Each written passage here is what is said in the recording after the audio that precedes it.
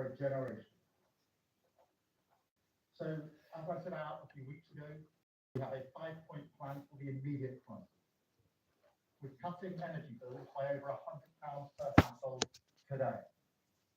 We've extended the cut in fuel duty until September, and we're monitoring that situation daily. We're supporting people exposed to heating oil rises, taking us £63 million. We're taking back control of our energy security by investing in clean British energy, because that is the only way we get your bills off the roller coaster that is controlled by Putin and the Iranian regime. And frankly, I'm sick and tired of your bills fluctuating up and down because we're on the international market, when if we took control of our energy and had homegrown renewables, we could stabilize your bills. And finally, as I say, we continue to push for de-escalation in the Middle East. But look, there's also a bigger argument, because every one of these measures is part of a long-term plan to make our country more secure and more resilient to shocks like this. And just look at what's happening today. Today, your energy bills will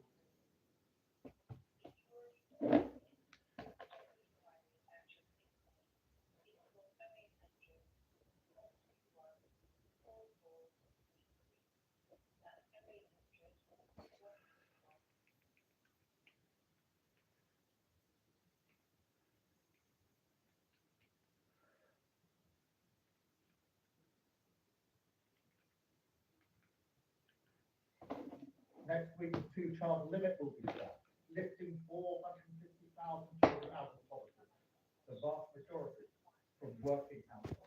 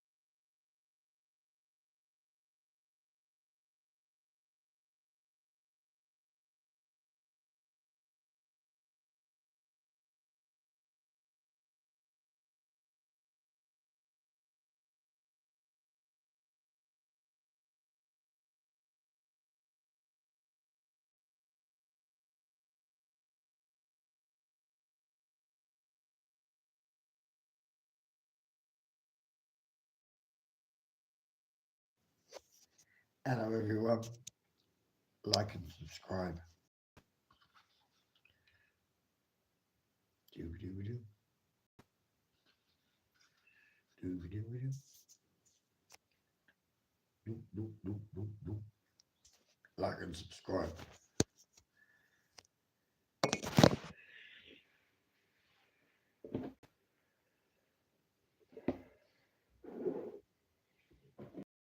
There to get the supply open or fully open. And that is what we are doing. No decisions that we took the right here, and we'll continue to do that.